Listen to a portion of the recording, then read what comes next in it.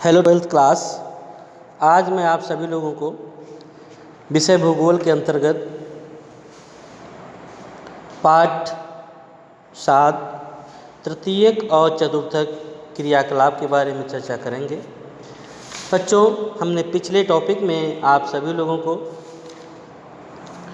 संचार और सेवाओं के बारे में चर्चा की थी।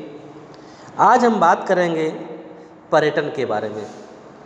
जैसा कि टॉपिक दिया हुआ है पर्यटन। पर्यटन एक ऐसी यात्रा है जो व्यापार के स्थान पर आमोद प्रमोद के उद्देश्य को दृष्टिगत रखते हुए की जाती है। यानी कि आपने देखा होगा पर्यटन का काम कहाँ पे होता है। हम सब लोग भी जब एक स्थान से दूसरे स्थान पर टहलने घूमने के उद्देश्य से बाहर निकलते हैं, एक तरह से एंजॉयमेंट के लिए जाते हैं, तो होता है पर्यटन। पर्यटन क्षेत्र होता है यानी घूमने का स्थान। जो लोग जाते हैं उन लोगों को पर्यटक कहा जाता है। वहाँ पे पहुँचते हैं, आराम से वहाँ के ऐतिहासिक क्षेत्रों को देखते हैं, स्थलों को देखते हैं, और मुझे एक नई चीज़ कहीं ना कहीं देखने को मिलती है जो कि मैंने उसको कभी नहीं देखा होता है। और जगह परिवर्तित हो जाने के बाद मुझे एक ऐसे आनंद की अनुभूति होती है जो शायद एक जगह रह करके उसका एहसास ना हो सके। इसके साथ साथ जब हम जाते हैं तो इसमें बहुत सारे क्षेत्र जुड़ जाते हैं, जैसे परिवहन क्षेत्र भी जुड़ जाता है जिसके माध्यम से हम जाते हैं, तो वो हमें कहीं ना कहीं सेवाएँ देते हैं। और सेवाएँ जब हम जहाँ पहुँचते हैं वहाँ भी हमको सेवाएँ प्राप्त होती हैं। तो ये सब क्या है? ये सेवाएँ जो हम आज टॉपिक पढ़ रहे हैं वो है आपका क्या? तृतीयक क्षेत्र। ये सेवाएं हमारे किसके अंतर्गत आती हैं? तृतीयक क्षेत्र के अंतर्गत आती हैं। बच्चों, देख लेते हैं क्या है पर्यटन। पर्यटन एक ऐसी यात्रा है। पर्यटन एक ऐसी यात्रा है जो व्यापार के स्थान पर आमोद प्रमोद के उद्देश्य को देखते हुए की जाती है। तृतीयक क्रियाकलापों में पर्यटन सर्वाधिक महत्वपूर्ण सेवा क्षेत्र है, जिससे विश्व के सकल घरेलू उत्पाद का लगभग 40% भाग आता है। विश्व के पर्यटन सेवा क्षेत्र में लगभग कितना 25 करोड़ व्यक्ति को प्रत्यक्ष या अप्रत्यक्ष रोजगार प्राप्त होता है। यानी कि इस क्षेत्र में जो लोग पहुँचते हैं उनको कम से कम 25 करोड़ लोगों को जो है रोजगार प्राप्त होता है। पर्यटकों को आवास है, भोजन है, परिवहन है, मनोरंजन और विशेष दुकानों जैसे सेवाएं उपलब्ध कराने के लिए स्थानीय लोगों को रोजगार के पर्याप्त अवसर प्राप्त हो जाते हैं।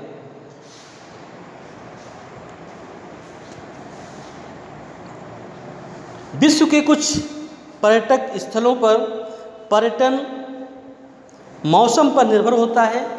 यानी कि विश्व के ऐसे कोई पर्यटक स्थल हैं कई जहाँ पर वहाँ पर पर्यटन का कार्य मौसम पर डिपेंड करता है। जैसे आपने देखा होगा गर्मी के दिनों में यहाँ के मैदानी क्षेत्रों के लोग पहाड़ी क्षेत्रों में जाते हैं। क्यों? क्योंकि पहाड़ी क्षेत्रों का जो मौसम होता है वो काफ़ी ठंडा होता है। ठंडा होने की वजह से लोग पहाड़ी क्षेत्रों में गर्मी के समय में जाते हैं। ये आपने देखा मौसम पर आधारित हुआ।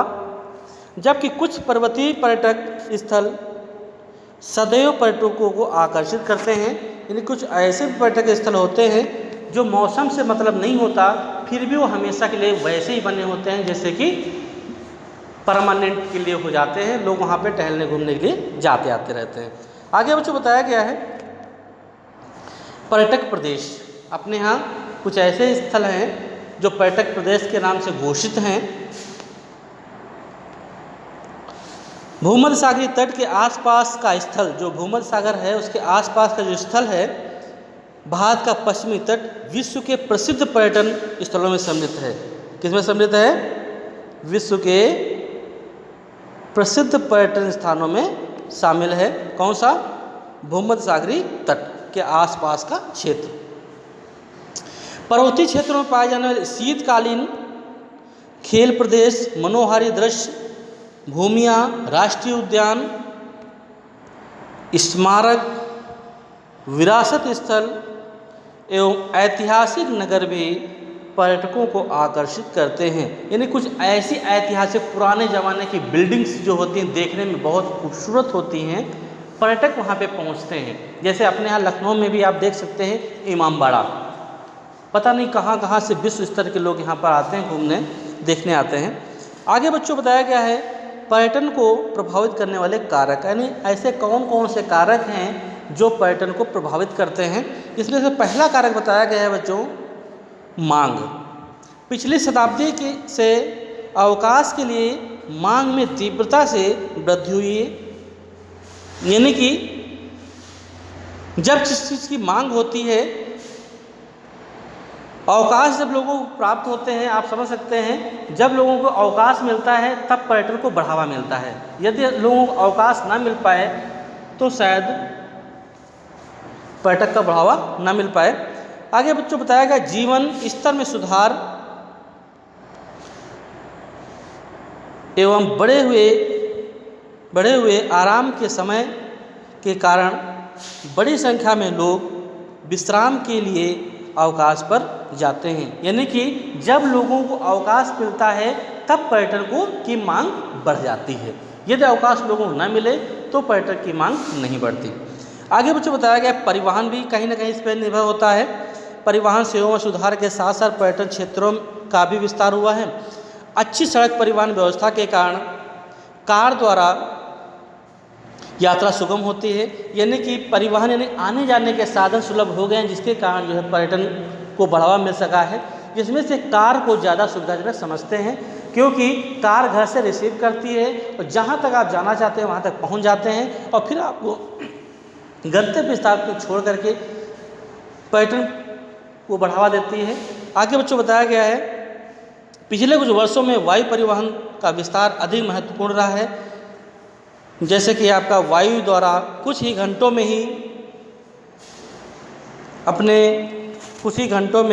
यात्री अपने स्थान पे पहुंच जाते हैं जहां वो जाना चाहते हैं। घर से विश्व में कहीं भी जा सकते हैं। पैकेज अवकाश के प्रारंभ ने पर्यटन लागत घटा दी है। यानी कि आने ले जाने के लिए एक पैकेज की व्यवस्था हो गई है, जिससे कि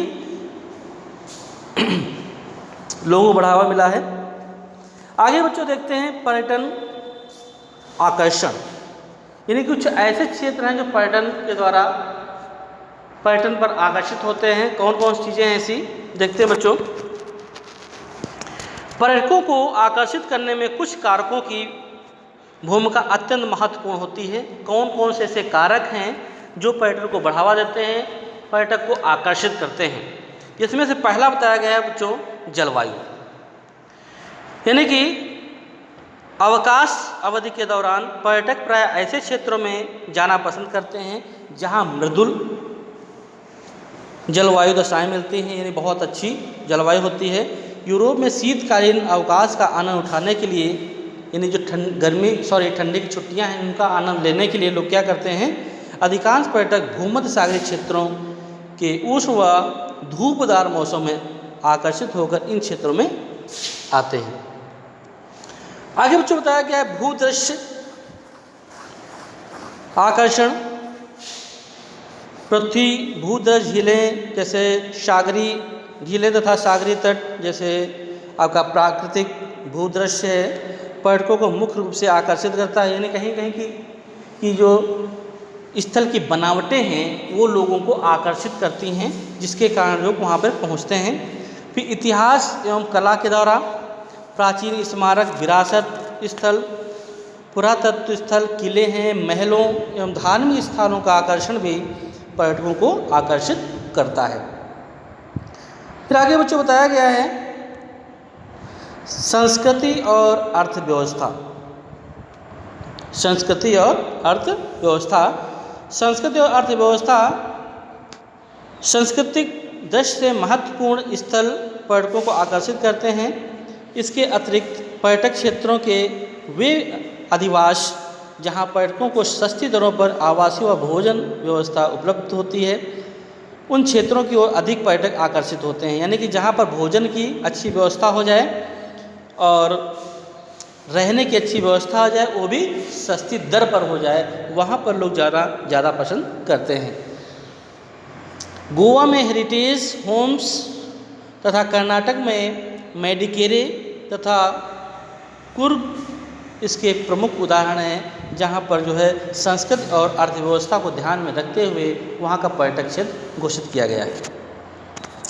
आगे बच्चों बताया गया है तृतीयक क्रियाकलापों में संलग्न कौन कौन से लोग ऐसे हैं जो तृतीयक क्रियाकलापों में शामिल होते हैं। बच्चों ये जो हम आपको अभी बताने जा रहे हैं, ये पिछले बीच में ये टॉपिक लिखना है, यहाँ पर नहीं लिखना है। देखते हैं बच्चों क्या बताया गया है इसमें। सेवाएं समाज के प्रत्येक क्षेत्र और स्तर में उपलब्ध होती हैं। विकसित देशों में इस समय तृतीयक सेवा कार्यों में लोगों का अधिक प्रतिशत लगा हुआ है। विकासशील देशों में इन सेवाओं में मात्र 10% लोग ही लगे हुए हैं। संयुक्त राज्य अमेरिका ऐसा देश है जहां 75% लोग सेवाकर्मी हैं। इस देश में प्राथमिक और द्वितीयक क्षेत्रों में लगे लोगों की संख्या निरंतर घट रही है। आगे पर्यटक का ही जो हम टॉपिक पढ़ रहे थे, ये जो हमने अभी तुरंत पढ़ा है, ये आपको बीच में लिखना है। ये उसी क्रम में लिखना है जो अभी बता रहे थे, संस्कृति और अर्थव्यवस्था के बाद तुरंत इस चीज़ को लिखना है, जिसमें आपका है चिकित्सा पर्यटक। देखते हैं बच्चों इसमें क्या बताया गया है। चिकित्सा पर्यटक में बताया गया है, जब चिकित्सीय उपचार हेतु अंतर्राष्ट्रीय पर्यटन गतिविधियों से जोड़ दिया जाता है तो इस स्थिति को चिकित्सा पर्यटन कहा जाता है। क्या कहा जाता है बच्चों? चिकित्सा पर्यटन कहा जाता है। इसके अंतर्गत भारत के समुद्र पार रोगियों अथवा विदेशियों के लिए चिकित्सा सुविधाएं उपलब्ध हैं। भारत विश्व में चिकित्सा पर्यटन में अग्रणी देश बनकर उभरा है। महानगरों में स्थित विश्व स्तरीय चिकित्सालय संपूर्ण विश्व के रोगियों को उपचार करते हैं। भारत, थाईलैंड, सिंगापुर और मलेशिया जैसे विकासशील देशों को चिकित्सा पर्यटन से अनेक लाभ प्राप्त हो रहे हैं। बच्चों आज की क्लास में इतना ही। इसको आप अपनी कॉपी पर अच्छे से उतारिएगा। धन्यवाद।